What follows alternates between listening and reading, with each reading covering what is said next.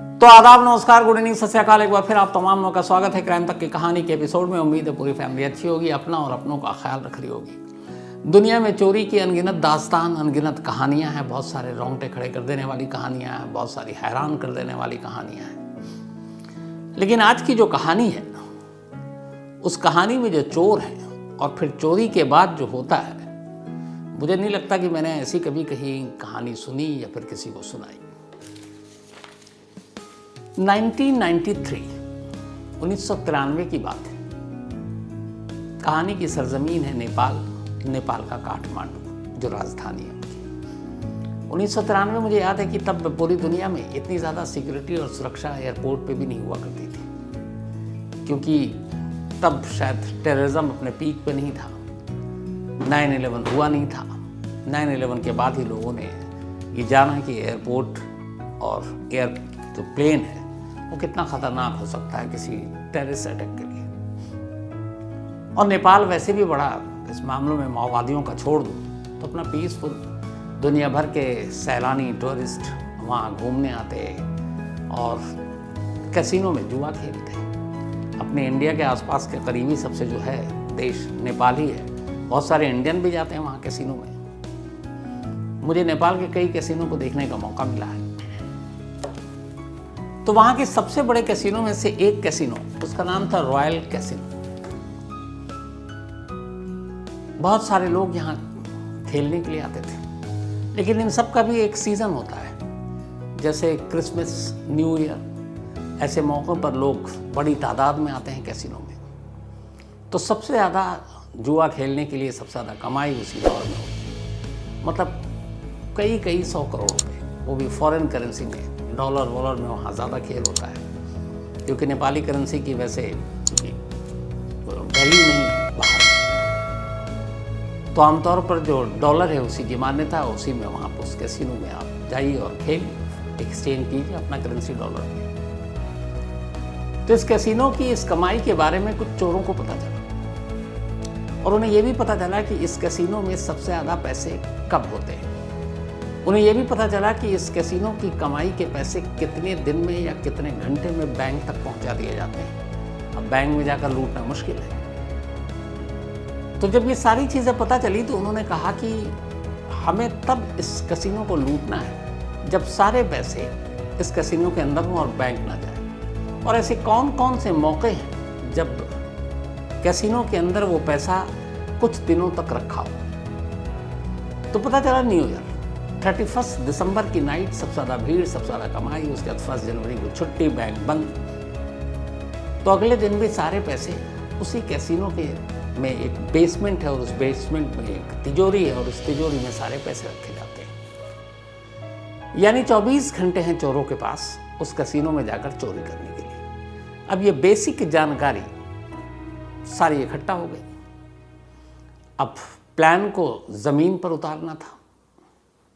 1993 जून का महीना, 6 चोर काठमांडू पहुंचते हैं। काठमांडू जाने के बाद उन्हें मालूम है कि उनका शिकार कौन सा कैसीनो है। उसी रॉयल कैसीनो के पास अब वो एक रिहायशी घर ढूंढते हैं किराए पे। पर घर ऐसा हो कि थोड़ा आलीशान, पता चले कि इस घर में रहने वाले लोग रईस हैं, अमीर हैं। इत्तेफाक से एक बंगला खाली था। उन्होंने बंगले का किराया पूछा। जितना किराया था उन्होंने उससे ज़्यादा ही दे दिया, मोल तोड़ कुल किया नहीं। बंगले वाला भी खुश, उसने कहा चलो इतने पैसे मिल रहे हैं। 6 लोग थे ये, 6 के 6 को वो बंगला किराए पर दे दिया गया। अब ये 6 वहीं अपना बंगले में रहते, पार्टी करते, शाम को घूमते, इधर उधर जाते, बाकी कैसीनो में जुआ खेलते। लेकिन उस कैसीनो में नहीं जाते जहाँ इनको जाना था। धीरे धीरे वक्त बीता। अब जानबूझकर उस कैसीनो में इनमें से कोई नहीं गया था, लेकिन इनकी सारी नज़र उस कैसीनो की हर गतिविधियों पर रहती थी। इन्होंने पता करना शुरू किया कि उस कैसीनो में कितने स्टाफ हैं, कितने सिक्योरिटी गार्ड हैं, क्या क्या चीज़ें हैं वहाँ पर। अब जो साजिश का पहला चरण था, फर्स्ट फेज प्लानिंग के लिए, वो ये था कि कैसीनो के इस स्टाफ से दोस्ती करो। और दोस्ती ऐसी कि उन्हें पता ही नहीं कि उसके इस कैसीनो से कोई मतलब भी है, लेकिन दोस्ती ऐसे भी कि दिखाओ कि हम कितने रईस लोग हैं, कितने बड़े लोग हैं, अय्याश लोग हैं, पैसे खर्च करने आए, बेपनाह पैसे हमारे पास। अब इन्होंने एक एक कर उस कैसीनो के स्टाफ को अपने बंगले पर बुलाकर दावत देनी शुरू कर दी। जैसे ऐसे गए, उनको पता सब कुछ नज़र रखे हुए हैं, कौन कहाँ रहता है, क्या करता है। अब कहीं सिगरेट पीते हुए कहीं कैसीनो के बाहर कोई टकरा गया, हाय हेलो हुआ, बोला आप हमें अच्छे लगे, आइए कभी हमारे पास। अब वो सब भी मुलाजिम, एक मुश्त एक बंधा हुआ तनख्वाह उनकी। उन्होंने कहा चलो अच्छे लोग हैं। तो एक एक कर स्टाफ घर आते हैं, उनको महंगी महंगी शराब पिलाते, अच्छा खाना खिलाते और जाते आते कुछ गिफ्ट भी देते और बदले में कुछ नहीं, बस ये कि दोस्ती है, वो भी खुश। ऐसे करके उन्होंने अलग अलग वक्त में अलग अलग कैसीनो के स्टाफ को अपने बुलाना शुरू किया। लेकिन सबसे एक बात कही, उन्होंने कहा देखो हमारे पास पैसे वैसे बहुत हैं, माहौल ठीक नहीं है, तो आपको मैं दावत देता हूँ, पार्टी देता हूँ, गिफ्ट देता हूँ, इसके बारे में प्लीज़ आप बाहर किसी को मत बताना, क्योंकि ये हमारे लिए अनजान देश है, कुछ भी हो सकता है। अब उधर स्टाफ की भी मजबूरी कि वो क्यों बताए कि मैं एक जगह पार्टी करने गया और मुझे ऐसे ऐसे गिफ्ट मिल रहा है, वो भी उसका भी मतलब पूरा हो गया, वो भी खामोश।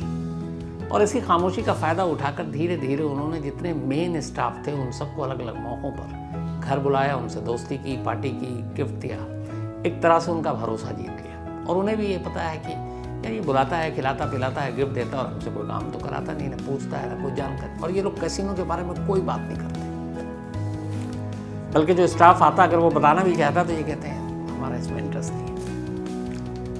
धीरे धीरे वक्त बीता, कैसीनो के सारे स्टाफ के साथ इनकी ठीक ठाक दोस्ती हो गई। आधी जानकारी कैसीनो के बारे में पहले मिली। अब दूसरा फेज ये था कि कैसीनो की इनसाइड पूरी जानकारी ली जाए।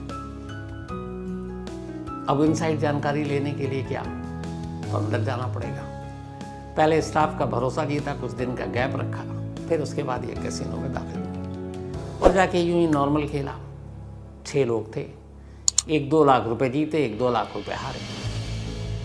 अब वहाँ स्टाफ सब देख रहा और पहचान रहा कि ये तो वही लोग हैं, इन्होंने मुस्कुराया, हाय हेलो, लेकिन बहुत नॉर्मल आकर खेले। हारे तो कोई बात नहीं, उठ के चले गए, और जीते तो वो पैसा जो है उन्होंने वहीं स्टाफ में बांट दिया। अब स्टाफ को भी लगा इतने अमीर लोग हैं यार, इनके लिए 2-3 लाख रुपए क्या बात, जीत की रकम इन्होंने उड़ा दी। ये तो कहा कि मेरी तरफ से खाना, मेरी तरफ से ड्रिंक। अब लेकिन इस दौरान में उन्होंने अंदर आकर कैसीनो की एक एक करके सारी जानकारी हासिल करनी शुरू की। मैनेजर कहाँ बैठता है, इनका तिजोरी कहाँ है। फिर उन्होंने बताया, मैनेजर से धीरे धीरे भी दोस्ती की कि हम भी यहाँ हैं, सुना नेपाल सेफ नहीं है, तो आप लोगों को तो और ख़तरा है, यहाँ पे तो आप गनर और ये सब रखते नहीं हैं। तो उसने बताया नहीं, कुछ सिक्योरिटी गार्ड है हमारे पास, हथियार भी है, लेकिन हमारा सेफ है वो सब कुछ। तो बातें करके भरोसे में ले लेकर सबसे जानकारी ये उन्होंने हासिल करनी शुरू कर दी। इन सारी चीज़ों में करीब 5 महीने बीत गए। इस दौरान में हुआ ये कि जिस बंगले में ये चारों किराए पर रहते थे, उस बंगले के बराबर में एक खाली प्लॉट था। उस प्लॉट पे एक कमरा बना हुआ था और उस एक कमरे में एक अकेला नौजवान रहता था। उसका नाम था सतपाल। सतपाल जिस प्लॉट पर रहता था, उस प्लॉट की कीमत काफ़ी थी, लेकिन उसके फादर के दोस्त की वो प्लॉट थी। ये गांव में रहता था, काठमांडू बुला लिया। अब इसके फादर के दोस्त को ये था कि प्लॉट पे कमरा बनाकर ये रहेगा ताकि इस प्लॉट पे कोई कभी कब्जा ना कर ले, अवैध इलीगल कंस्ट्रक्शन ना करे। तो उनका भी काम, और इधर ये था कि सतपाल को चलो एक छत मिल गई काठमांडू जैसे शहर में, तो अपना रहता, लेकिन बहुत ही सुस्त, काहिल, काम काज करना उसको शौक नहीं। तो उसी प्लॉट में रहता और इत्तेफाक से उस बंगले के बिल्कुल बराबर में। अब वो वहीं रहता, दिन भर पड़ा रहता, तो अक्सर देखता कि बहुत सारे लोग मेहमान आते थे यहाँ पे, पार्टियाँ चलती, देर रात तक शोर होता है, आवाज़ आती है। फिर उसने देखा कि कुछ रॉयल कैसीनो की गाड़ियाँ भी जो है वो इसके घर पे आती हैं, उसमें स्टाफ आते थे अलग अलग। तो उसने कहा यार बड़े लोग हैं, काश हमारी भी दोस्ती हो जाए, हम पे इनकी नज़र पड़ जाए तो हमें भी कुछ काम दे दें या कुछ हमारी ज़िंदगी पलट दें। लेकिन वो लोग उससे बात नहीं करते थे। उसने कई बार आमने सामने आकर घर के बाहर खड़ा रहता कि शायद एक नज़र पड़े, तो इग्नोर कर देते थे। इत्तेफाक से एक रात ये सारे नशे में पार्टी कर रहे थे और इन्होंने अचानक कहा कि बस अब हमारे दिन बदलने वाले, हम सब बहुत अमीर होने वाले। ये बात सतपाल के कान तक पहुंच गई। उसे लगा कि कुछ ना कुछ गड़बड़ है, ये लोग बाहर निकलते नहीं हैं, सिर्फ रॉयल कैसीनो के कुछ स्टाफ आते हैं। तो एक रोज़ फिर इसने कहा कि चलो अब बात करते हैं। वो गया, उसने कहा माफ़ कीजिए, हमने कुछ बातें सुनी आपकी, आप लोग की तकदीर बदलने वाले हैं, मैं बेरोज़गार हूँ, मेरे लायक भी कुछ काम हो। तब वो सारे डर गए, उन्हें लगा पता नहीं इसको कहीं प्लान के बारे में पता तो नहीं है। उन्होंने टटोला, उसे कुछ पता नहीं था, तो उन्होंने कहा ठीक है चलो। लेकिन उन्होंने ये नहीं बताया कि हमारा प्लान क्या है, हमारी साजिश क्या है। सतपाल को दूर रखा, पर अब उससे हाय हेलो कर लेते। करते करते 6 महीने पूरे हो गए। 31 दिसंबर की रात आई, वो रात जिस रात काठमांडू में सबसे बड़ी चोरी होनी थी। 6 के 6 तैयार, रात के वक्त सभी उस कैसीनो में पहुंचे। चूंकि न्यू ईयर की नाइट थी, बहुत सारे मेहमान गेस्ट आए हुए थे और उसने पता कर रखा था इन्होंने कि आज सबसे ज़्यादा लोग होंगे यहाँ पर। सब अंदर गए। इन सब के हाथ में मिठाइयों का डब्बा था। अब चूंकि सारे स्टाफ को लगभग ये पार्टी दे चुके थे घर पे, सब इनको जानता था, तो किसी ने कोई तलाशी, कोई रोक टोक भी नहीं। आइए सब कई बार खेल के गए। इनकी कोर्ट में कुछ हथियार थे, लेकिन सिक्योरिटी गार्ड का जो चीफ था वो भी घर पे पार्टी कर चुका था। देखते ही वो भी आओ भगत के लिए तैयार, आइए साहब। अब ये खूब सारे पैसे लेके उस दिन पहुंचे। उसके बाद इन्होंने अपना मिठाई का डब्बा, किसी ने रोका नहीं, टेबल पे बैठे। 6 के 6 अलग अलग टेबल पर बैठकर अब जुआ खेल रहे। जुआ खेलते खेलते अचानक एक ने अनाउंस किया वहाँ से, उसने कहा कि आज न्यू ईयर है, हम लोगों के लिए बहुत बड़ी और इम्पोर्टेंट रात है, खुशियों की रात है, कल से नया साल शुरू होगा, 94 में हम दाखिल होंगे। तो आज यहाँ जितने भी मेहमान हैं उन सब के डिनर एंड ड्रिंक हमारी तरफ से। जलवा पहले ही एक स्टाफ देख चुका था कि ये लोग बहुत पैसे वाले हैं, जीतते हैं तो यहीं लुटा देते हैं। तालियां बजी, करीब 200 से ज़्यादा गेस्ट थे उस वक्त कैसीनो में। उन्होंने कहा वेरी गुड अनाउंसमेंट हो गया। अब लोग और जोश से पीने लगे, खाने लगे कि अब तो पैसे भी नहीं देने। रात के 12:01, 12 बजा, 93 से 94 में दाखिल हो गए। खूब हुड़दंग हुआ, लोगों ने पीना खाना शुरू किया। अब ये था कि सब कुछ फ्री है। अब 12:01 पर जैसी सुई पहुंची, इन्होंने स्टाफ को सारे मिठाई के डब्बे दिए, कहा कि न्यू ईयर है, जश्न है, सबको हमारी तरफ से मिठाई खिलाए। वो जो मिठाई था वो काठमांडू के एक बहुत ही रेपुटेटेड स्वीट शॉप की मिठाई थी। मतलब देख के डब्बा लगा था ये बहुत महंगा है। खुश ये भी था कि सारे स्टाफ भी खाओ। सारे स्टाफ, सिक्योरिटी गार्ड, गेस्ट, सबको मिठाइयाँ बांटने जाने लगी। सब ने खाना शुरू किया, झूमते नाचते गाते। मिठाई खाई, उसके 10-5 मिनट के बाद लोग ऊँघना शुरू हुए। कोई धीरे धीरे हाथ में गिलास है टेबल पे ही लुढ़क रहा है, कोई कहीं कोई कहीं कोई कहीं। और ये 6 के 6 बैठे हुए सबको देख रहे हैं। थोड़ी देर के बाद मिठाई ने अपना काम कर दिया, बेहोशी की हालत में लोगों को ला दिया था। अब इन्हें ये भी पता था कि जो नीचे लॉकर है उसकी 2 चाबी है। एक चाबी उस कैसीनो के मैनेजर की जेब में और दूसरी जो चीफ सिक्योरिटी गार्ड है उसकी जेब में। देखा तो चीफ सिक्योरिटी गार्ड ज़मीन पर बेहोश लुढ़का पड़ा हुआ है। मैनेजर थोड़ी सी होश में था, ऊँघा हुआ। मैनेजर की जेब से चाबी निकाली, सबके कोट के जेब में हथियार थे। अब उसके बाद कुछ ऐसे स्टाफ जो होश में थे, उन्होंने कहा इन सारे मेहमानों को एक हॉल में ले चलो। बराबर में एक हॉल था, सबको हॉल में डाला, दरवाज़ा बंद। उसके बाद 1-2 स्टाफ या 4 स्टाफ को इन्होंने करीब 2-3 या 4 अपने साथ नीचे ले गए, जो इनके पहले मेहमान रहे थे। उन्होंने कहा देखो तुम्हारा भी फ़ायदा होगा, तुम्हारा कुछ नहीं होगा बुरा, हमारे काम में मदद करो। नीचे ले गए, चाबी से लॉकर खोला। अब उसमें डॉलर ही डॉलर भरे हुए, करीब कहते हैं कि उस वक्त 500 करोड़ इंडियन करेंसी में 500 करोड़ रुपए थे। अब इसको कैसे ले जाएं? तो उसी कैसीनो के बैग रखे गए थे वहाँ पर, और वो बैग इसलिए थे कि जब कैसीनो में पैसे जमा होते थे तो उन्हीं बैग में डालकर और वो बैंक में ले जाया करते थे। तो बहुत सारे बैग थे। उन्होंने उस पैसे को निकालना शुरू किया, कुछ स्टाफ की मदद से बैग में भरना शुरू किया, करना शुरू किया। करते करते 22 बैग में सारे पैसे भरे। तो उन्होंने 22 बैग भर दिए। अब 22 बैग लेकर ये कैसे जाए? बाहर एक ट्रक पहले से खड़ा था, 22 बैग उस ट्रक में रखा गया। ट्रक में बाहर ये लोग निकलते हैं, बाकी के स्टाफ थे उनको अंदर ही कुछ पैसे देकर बंद कर दिया। अब ये लोग एयरपोर्ट की तरफ, सीधे ट्रक में एयरपोर्ट पहुंचते और एयरपोर्ट के कार्गो में ट्रक जाता है। पहले से इन्होंने कोरियर बुक कर रखे थे। वहाँ जाते हैं और वहाँ पे भी कार्गो की सारी इनकी सेटिंग थी कि हम कुछ सामान लेंगे, कोई चेकिंग नहीं होगी। तो ये 93 मैंने शुरू में आपको कहा, उस वक्त सिक्योरिटी, बॉम्ब, टेररिस्ट, ये सब कुछ नहीं था। स्मगलिंग और ये चीज़ें होती थी, आप मुंह भर दीजिए, रिश्वत दे दीजिए, काम हो जाता था। इन्होंने 22 बैग दिए, कोरियर पहले से ही बुक था। उन्होंने कहा ये रही पर्ची, एडवांस बुकिंग की और ये जाएगा कोरियर। वो एड्रेस दिया कहाँ जाना है। देने के बाद उधर से एक इनको पर्ची मिली और ये पर्ची लेकर अब बाहर निकलने वाले हैं। लेकिन इस दौरान में इधर इस रॉबरी की खबर, उधर जो कुछ स्टाफ को छोड़ा उसमें एक दो ईमानदार भी था। उसने देखा ये लोग बाहर निकले हैं, वो किसी पिछले दरवाजे से बाहर निकला, शोर मचाना शुरू किया, पुलिस को फ़ोन किया। अब नेपाल पुलिस कैसीनो के बाहर कैसीनो के बाहर पुलिस आई, सारे हालात देखे, लोग बेहोश। पूछा तो बताया कि ट्रक से गए। रास्ते में नेपाल पुलिस ने और लोगों से पता किया कि ट्रक किधर गया, तो पता चला एयरपोर्ट के रूट पर। अब नेपाल पुलिस की टीम एयरपोर्ट पहुंच गई, एयरपोर्ट को घेर लिया। जैसे ही एयरपोर्ट पहुंचे तब तक इधर इन चोरों को पता चला कि नेपाल पुलिस आ रही है। इन्होंने बैग कुरियर कर दिया था, सारे निकाल लिए थे।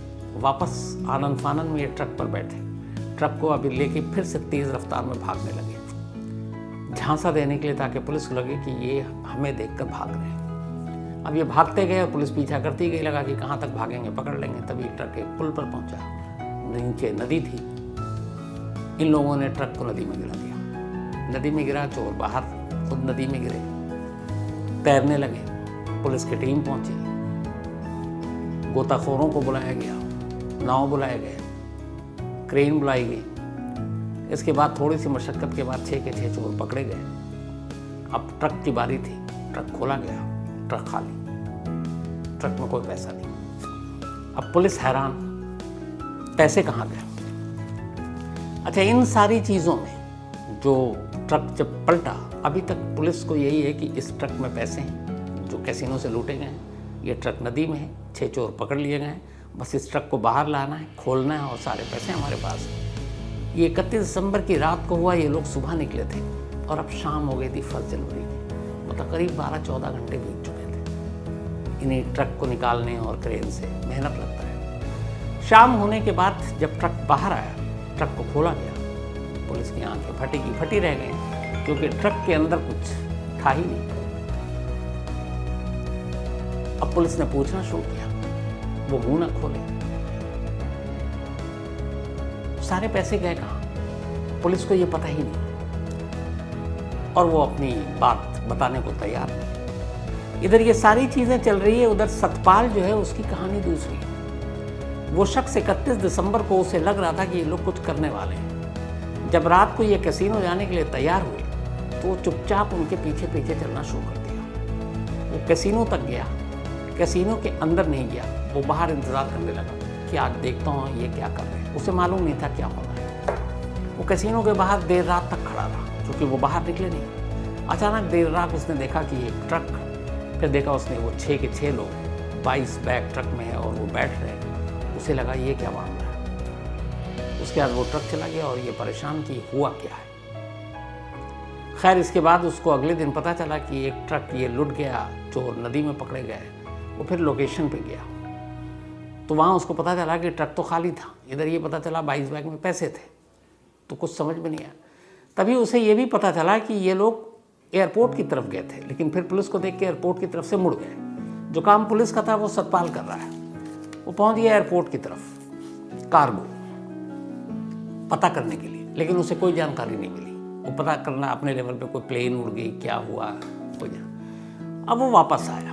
अब उसका दिमाग चल रहा है कि पैसे हैं नहीं ट्रक में, ये लोग पुलिस के कब्जे में हैं, 22 बैग गायब है, वो गया तो कहाँ गया। उसे और कुछ सूझ नहीं रहा है। उसने कहा कि कुछ नहीं होगा तो कुछ ज़रूर।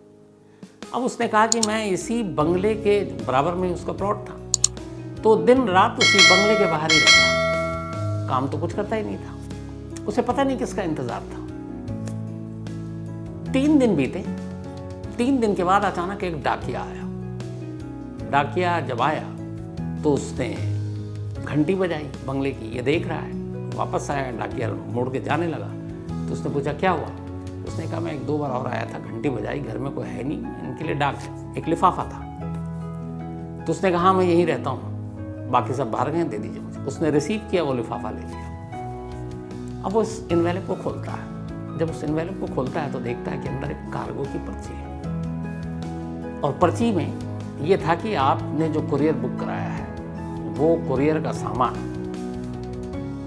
मतलब जहाँ जो एड्रेस है वो वहाँ पहुँच जाएगा, बाकी आप आकर अपनी बाकी चीज़ें जो कागजी कार्रवाई वो पूरी कर लीजिए।